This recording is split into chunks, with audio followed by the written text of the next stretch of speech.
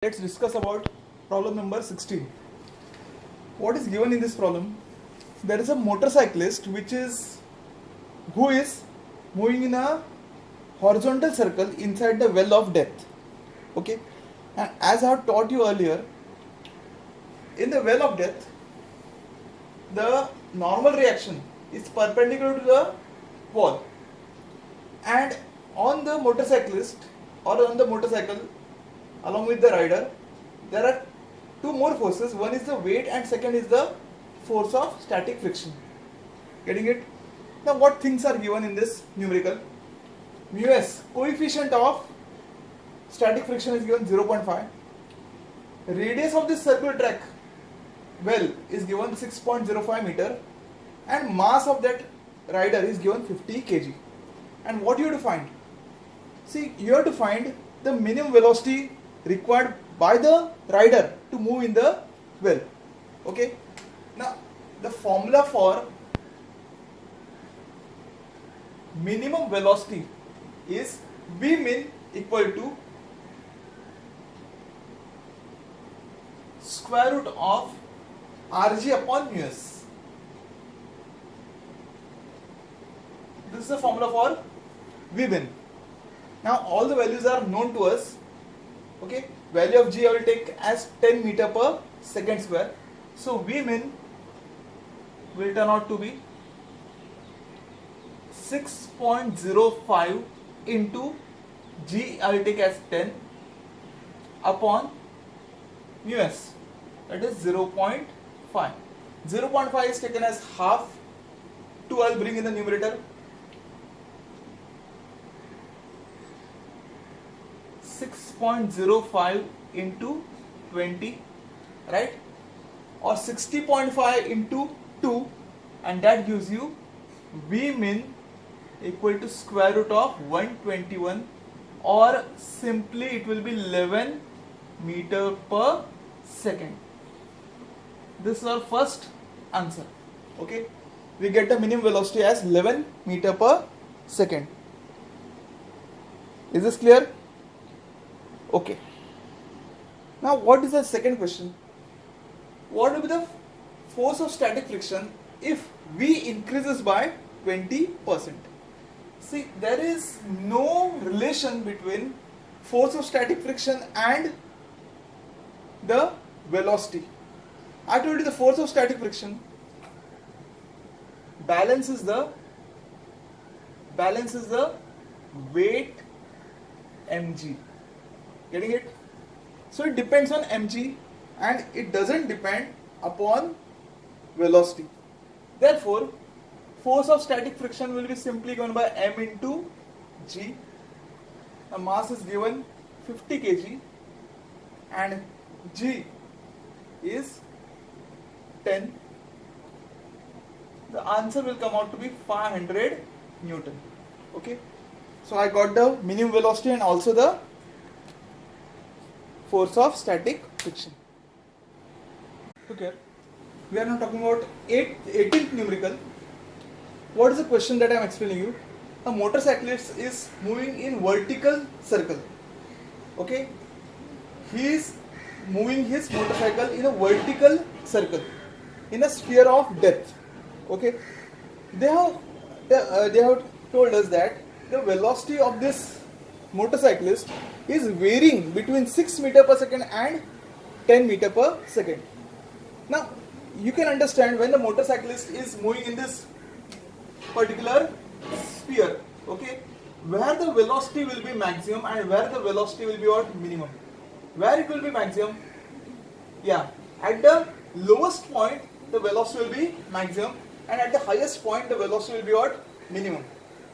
So indirectly they have mentioned the velocity B, which is the value 10 meter per second, and velocity at A, that is 6 meter per second. So VB and VA are mentioned. They are asking you to find the value of R, radius of this circular path, and also they are asking you what will be the minimum velocities possible in this sphere of death. Means you have to find the minimum velocity at point B. This is a point B, okay, lowest point, and this is point A, highest point. You have to find the minimum velocity at point A and minimum velocity at point B. So in the given part, since the velocity varies between 6 meter per second and 10 meter per second, I'll write the maximum velocity VB as 10 meter per second, and the lowest velocity is at VA, and that is what, 6 meter per second. These things are given. You want to find diameter, and you also want to find what, minimum velocity at A and minimum velocity at B. Now solution. The first formula which I will make use of is VB square minus VA square equal to 4RG. I repeat, VB square minus VA square equal to 4RG.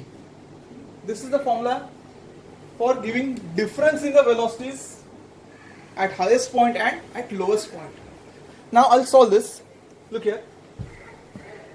VB square is 10 square, that is 100. VA square is 6 square, that is 36. Equal to 4, I write as what? 2R into 2G. Why? Because 2R is what, diameter, which I have to find. So diameter into 2G. What you get? 100 minus 36 is 64. D will be what? 64 upon 2G. Now 64 is divided by 2 is 32, and 32, if G is taken as 10, we get 3.2 meters. This is the diameter of the circular track. Okay, is this clear? Now let us find the minimum velocity which is possible at the highest point and at the lowest point. First, the minimum velocity at A is VA min, and that is given by root RG, square root of RG, simply square root of RG.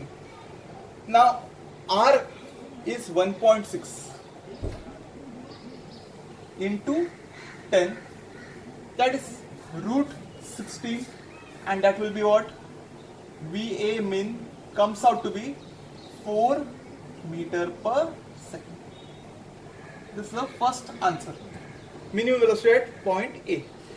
Now minimum velocity at point B is given by VB minimum equal to root 5RG. Now once again, 5 into radius is 1.6 into 10. This is root 5 into 16, or simply I write 4 root 5 meter per second. This is VB minimum. Okay. So I got the answer. First answer is this. Velocity, minimum velocity at point A is 4 meter per second, and minimum velocity at point B is 4 root 5 meter per second. Okay, look at our numerical number 17. It's about a conical pendulum. There's a pendulum whose length is capital L, which is given as 20 centimeter, and it is moving in a circular path. It is moving in a horizontal circle. Mass of this bob is given as 100 grams or 0.1 kg, and the frequency of revolutions is given as 75 rpm. 75 rpm means 75 divided by 60 or 5 by 4 rps. Okay, we have to convert rpm into rps. And also they have mentioned that value of pi square is 10, and I take g as 10 meter per second square. What they are asking you in this numerical is that you have to find kinetic energy of the rotating bob, and secondly they are asking you to find the increase in potential energy. Now first of all, In this diagram, you understand one thing. This part is given in textbook. I am repeating it. This is the length of the pendulum, and this is the height. Okay, height of the cone. In such cases, if theta is the angle between height and L, I can write small r, okay, radius of the circular path equal to L sine theta, and height can be written as L cos theta. In this numerical, both sine theta and cos theta will be essential, but in the numerical, theta is not mentioned at all. So the first thing we require is to find the formula for what? Find the value of cos theta, which is not given in the numerical. So how to start? The first thing I will do is use the formula for frequency of conical pendulum. It goes like this: n equal to 1 upon 2 pi into square root of g upon L cos theta. Correct? When you square this, n square equal to 1 upon 4 pi square into g upon L cos theta, right? Or L cos theta will be g upon 4 pi square n square. Hope there is no doubt, no difficulty up to here. Now put the value of g. G is written as 10. What is pi square? Pi square already they have mentioned as 10. And what is n square? N square is nothing but 5 by 4 the whole square, that is 25 by 16. Getting it? Now when you solve this, what happens? Here 4 will get cancelled, okay, and 4 will come in the numerator, and what we get is simply 4 upon 25.